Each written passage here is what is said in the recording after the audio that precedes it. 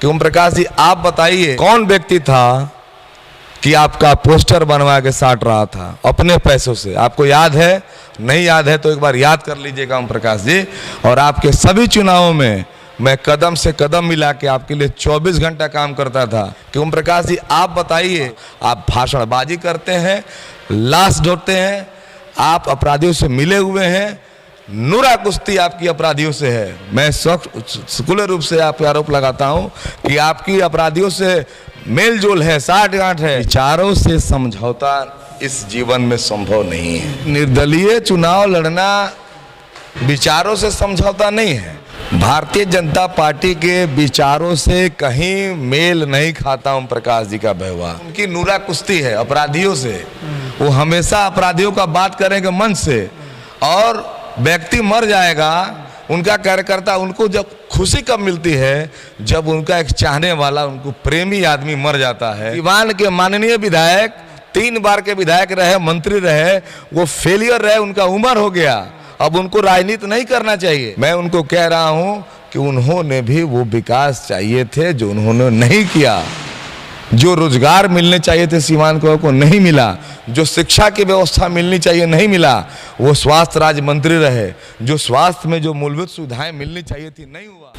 नमस्कार, आज से ठीक 11 दिन बाद विधानसभा चुनाव होने वाले हैं। आपको बता दें, बिहार विधानसभा चुनाव में दूसरे चरण में सीवान के सभी 8 सीटों पर चुनाव होने वाले हैं। और इस समय हम लोग सीवान के सदर 105 में हैं और हमारे साथ देवेंद्र गुप्ता जी हैं। आपको बता दें कि देवेंद्र गुप्ता को कट्टर आरएसएस का नेता कहा जाता है, आरएसएस समर्थक हैं और कट्टर बीजेपी भी कहा जाता है। लेकिन इस बार ये निर्दलीय उम्मीदवार के रूप में चुनाव लड़ रही हैं। जानने का प्रयास करेंगे ऐसी कौन सी परिस्थिति बन गई कि आरएसएस छोड़कर, आरएसएस का विचार छोड़कर, बीजेपी का विचार छोड़कर ये निर्दलीय उम्मीदवार के रूप में चुनावी मैदान में उतर गए। बताइए। नमस्कार, सभी दर्शकों को मेरा बहुत बहुत नमस्कार। आपने कहा कि ठीक है, चलेगा, कोई दिक्कत नहीं, लेकिन विचारों से समझौता इस जीवन में संभव नहीं है। इस जीवन का मैं मालिक हूं तो मैं जानता हूं कि इस जीवन में विचारों से समझौता नहीं होगा। विचारों से समझौता होता तो भारतीय जनता पार्टी और एनडीए के नेता जानते हैं कि मुझे कितनी बार केवल भारतीय जनता पार्टी के सहयोगी दल के जो दल है उसने मुझे कई बार ऑफर किया चेयरमैन बनना, विधायक बनना, लेकिन मैंने कभी समझौता उनसे नहीं किया और ना ही करूँगा। ये भी तो समझौता ही है कि आप निर्दलीय उम्मीदवार के रूप में विधानसभा चुनाव लड़ना। नहीं, निर्दलीय चुनाव लड़ना विचारों से समझौता नहीं है। मैं तो निर्दलीय जीत के इस विचारों को सदन में रखूंगा कि कार्यकर्ताओं का, भारतीय जनता पार्टी और संघ के जो समर्पित कार्यकर्ता है वो किस प्रकार के सदन में अपनी बात को रखता है और किस प्रकार से जनता के बीच में अपना संवाद रखता है और किस प्रकार जनता के बीच में अपना संबंध स्थापित करता है। ये है देवेंद्र जी कि एक आरएसएस की 3 पीढ़ी आपकी आरएसएस की रही है पूरी। हमने पहले भी इंटरव्यू चलाया तो उसमें आपने कहा था। और आरएसएस की बात करें तो कट्टर समर्थक आरएसएस कहा जाता है। आप जहाँ भी कहते हैं लोग देवेंद्र गुप्ता को आरएसएस समर्थक कहते हैं। तो आरएसएस बीजेपी के विचारधारा से चलती है। आप बीजेपी के विचारधारा से अलग होकर निर्दलीय उम्मीदवार के रूप में चुनाव लड़ गए। चूँकि पार्टी ने तो ओम प्रकाश यादव जी को टिकट दिया है, तो आपको तो अगर विचार की बात तो उनके साथ जाना चाहिए था, फिर निर्दलीय उम्मीदवार क्यों? भारतीय जनता पार्टी के विचारों से कहीं मेल नहीं खाता ओम प्रकाश जी का व्यवहार। हम लोग आज भी जाते हैं, मैं भारतीय जनता युवा मोर्चा का जिला अध्यक्ष रहा, मेरे जितने पदाधिकारी हैं, आज भी जिस गांव में मैं जाता हूं उस गांव में जो मेरे साथ काम किए हुए कार्यकर्ता हैं, मैं एक बार फ़ोन करता हूं, उनसे हाल चाल जानता हूं कि भाई साहब आपके क्षेत्र से होके जा रहा हूं। वहीं उलट ओम प्रकाश जी हैं, अगर सांसद रहे 5 बार कोई बता दे कि किसी पंचायत, किसी मंडल में गए हों, तो एक तो वो विरोधी के यहाँ जाते हैं, एक तो वो अपने विरोधी के यहाँ जाएंगे, जो मेरा मंडल अध्यक्ष है उसके विरोध के यहाँ जाएंगे, लेकिन अपने मंडल अध्यक्ष को बताएंगे नहीं, उसके यहाँ जाने का उनको फुर्सत नहीं रहता था। एक एक कार्यकर्ता का वो चीज़ याद है, वो बातें याद है, वो सारे कार्यकर्ता। प्रकाश यादव जी का बीजेपी से विचार से मेल नहीं खाता उनका विचार, तो फिर बीजेपी ने टिकट क्यों दिया? क्या देखकर टिकट दिया? टिकट देना अलग बात है। टिकट अगर गलत प्रत्याशी को मिल गया तो हमारे पार्टी के शीर्ष के नेता थे परम पूजनीय पंडित दीनदयाल उपाध्याय जी ने लिखा है अपने पॉलिटिकल डायरी में कि अगर शीर्ष नेतृत्व द्वारा प्रत्याशी का गलत चयन हो जाए तो सारे कार्यकर्ता और मतदाताओं का कर्तव्य है कि उस भूल का सुधार करें। इसलिए मैं आपके चैनल के माध्यम से बोलना चाहता हूं, और आप देखेंगे भी कोई कार्यकर्ता दिल से हंसी खुशी मन से उनके साथ जाने को तैयार नहीं। जाने को कार्यकर्ता तैयार नहीं है, भूल चूक इसको आप कह रहे हैं। लेकिन आप राजनीतिक गुरु मानते हैं व्यासदेव प्रसाद जी को। व्यासदेव प्रसाद जी भी तो चुनावी मैदान में हैं, आप उनके साथ भी जाकर इसको ठीक कर सकते थे, फिर आप क्यों फिर लड़ गए, वो भी लड़ गए साथ में? देखिए, जनता में एक डिमांड है, और जनता में सिवान में नहीं पूरे देश में युवा नेतृत्व की मांग है। सभी लोगों का ये कहना है कि एक युवा आए जो दिन रात सेवा में लगा रहे, सड़कों पे काम करे, सड़क पे जो समस्या उसके बारे में निराकरण का प्रयास करे। इसलिए जनता की आवाज़ पे, जो जनता का मांग है, जो जनता का विचार है, सिवान के मतदाताओं का विचार है, उन विचारों के तहत उनके निर्देशों पर, उनके कहने पर मैं चुनाव लड़ रहा हूँ। यानी जनता चाहती है युवा है पूरे देश में, तो क्या लग रहा है इस बार तेजस्वी यादव आएंगे? तेजस्वी यादव नहीं आ सकते। आप ही कह रहे हैं जनता की मांग है कि एक युवा है, और युवा अभी तो राजद में एक युवा देख रहे हैं, तेजस्वी, दूसरा चिराग पासवान जी हैं, आपको क्या लग रहा है? देखिए, भारतीय जनता पार्टी नीति की सरकार बनेगी। यहाँ नेतृत्व कौन करेगा? एक अच्छा नेतृत्व मिलने वाला है भारतीय जनता पार्टी के सरकार में। माननीय नरेंद्र मोदी जी के निर्देशों में यहाँ एक बहुत अच्छी बहुमत की सरकार, हम जैसे फ्रेश लोग जीत के जाएंगे और हम लोग भारतीय जनता पार्टी की सरकार बनाएंगे। फेलियर लोग नहीं रहेंगे, जो अच्छे कार्यकर्ता हैं। आप बीजेपी की बात कर रहे हैं, पूर्व सांसद यहाँ के ओम प्रकाश यादव जी कह रहे हैं कि देवेंद्र गुप्ता का बीजेपी से कोई नाता ही नहीं रहा, जदयू के नेता हैं। देखिए, आप पूरी बात नहीं कर सके। उनका कहना है कि मेरा झुकाव जदयू की तरफ से है और मैं किसी का मोहरा हूँ। मैं उनको पूछना चाहता हूँ ओम प्रकाश जी से कि ओम प्रकाश जी, आप बताइए कि 2004 में जब सिवान में पूरी तरह से जंगल राज था, हम लोग तो 1991 से आरएसएस का और बजरंग दल भारतीय जनता पार्टी का काम कर रहे हैं। आप तो 2004 में जदयू से चुनाव लड़े। वो कौन व्यक्ति था कि आपका पोस्टर बनवा के साट रहा था अपने पैसों से? आपको याद है? नहीं याद है तो एक बार याद कर लीजिएगा ओम प्रकाश जी। और आपके सभी चुनावों में मैं कदम से कदम मिला के आपके लिए 24 घंटा काम करता था। और मैं नहीं कह रहा हूँ, आपके कुनबा के एक एक व्यक्ति ओम प्रकाश जी बोलेगा, आपके घर का एक एक सदस्य बोलेगा। किस संदर्भ में उन्होंने कहा कि जदयू की तरफ झुकाव है आपका?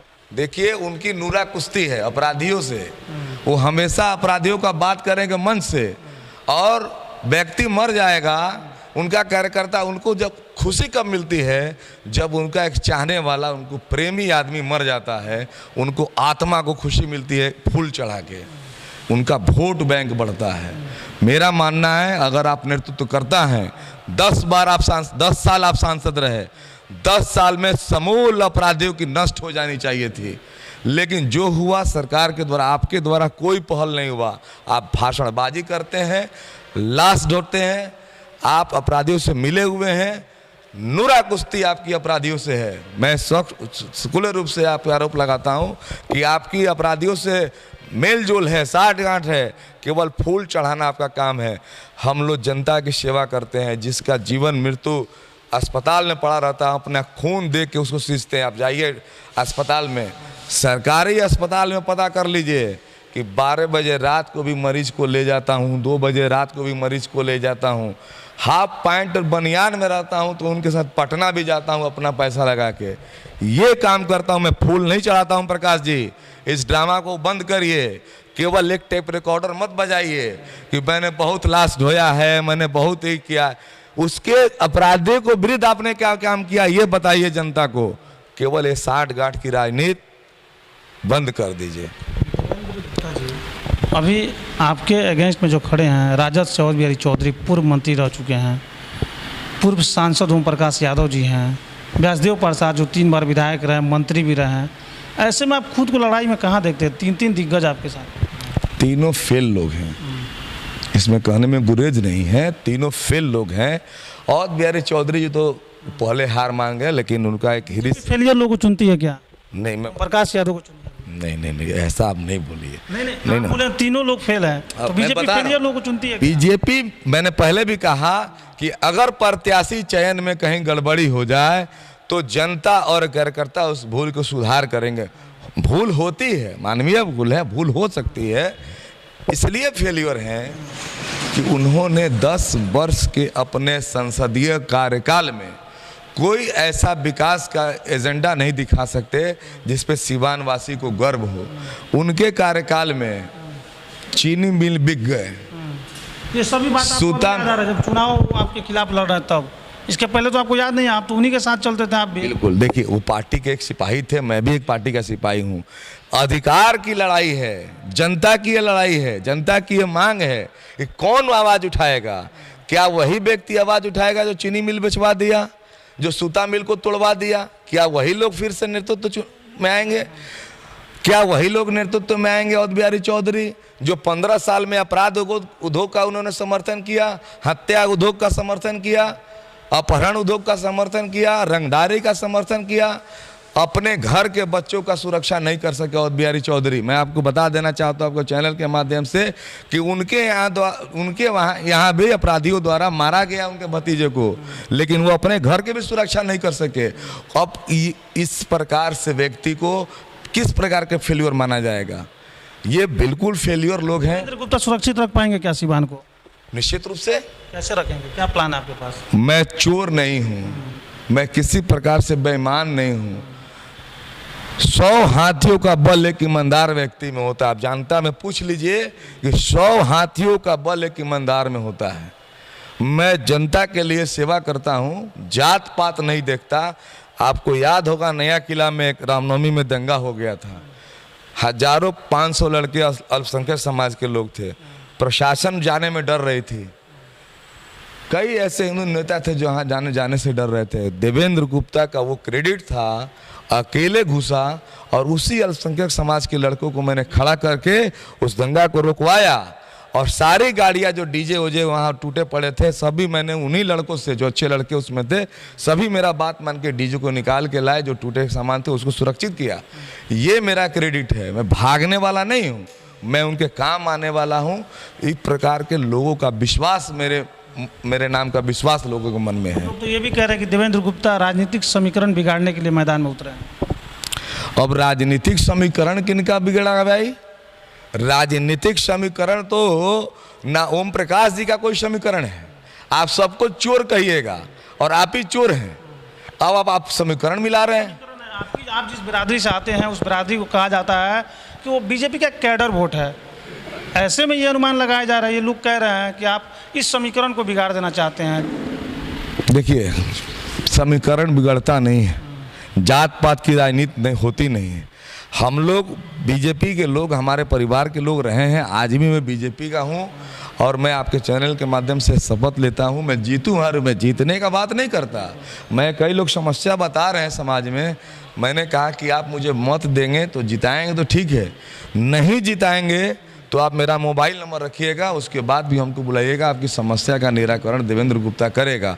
उसी प्रकार के आपके चैनल के माध्यम से कह रहा हूँ, पार्टी मुझे निकालेगी नहीं निकालेगी इसका विषय भी नहीं है, निकाल भी देगी तो मैं इसी विचारधारा परिवार में रहूँगा, कहीं नहीं जा सकता। जब बड़े बड़े पद को मैंने छोड़ के इस पार्टी में हूँ तो जाने का कहीं सवाल नहीं होता।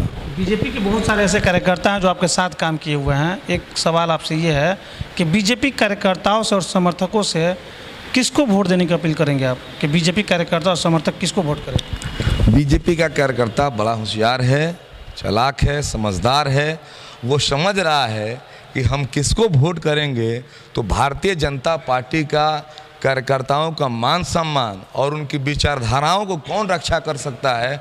भारतीय जनता पार्टी का कार्यकर्ता जानता है कि उनकी विचारधाराओं को कौन फैला सकता है, किस प्रकार से आगे लेके जाएगा, कौन प्रत्याशी ऐसा है जो सबके दुख सुख में साथ रहेगा और सबका मान सम्मान बचा के रखेगा।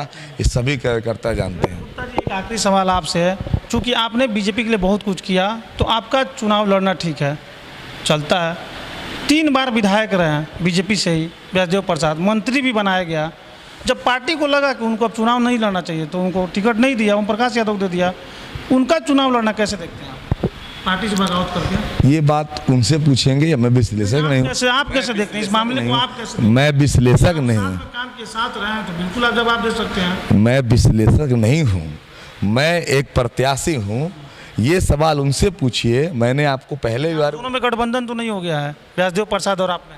अब गठबंधन, वो मेरी पार्टी तो नहीं है ना कोई, वो गठबंधन हो गया? नहीं, ऐसा आप बोल के मेरे ऊपर आरोप लगा रहे हैं कि उनसे और मेरा कोई गठबंधन है।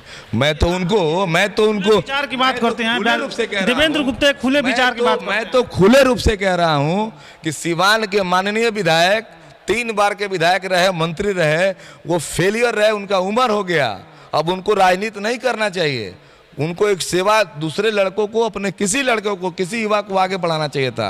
वो फेल हो गए, उनका उम्र हो गया। आप भी हो सकते थे, आपको भी तो मदद कर सकते थे। बिल्कुल कर सकते थे। मैं उनको कह रहा हूँ कि उन्होंने भी वो विकास चाहिए थे जो उन्होंने नहीं किया। जो रोजगार मिलने चाहिए थे सीवान को नहीं मिला। जो शिक्षा की व्यवस्था मिलनी चाहिए नहीं मिला। वो स्वास्थ्य राज्य मंत्री रहे, जो स्वास्थ्य में जो मूलभूत सुविधाएं मिलनी चाहिए थी नहीं हुआ।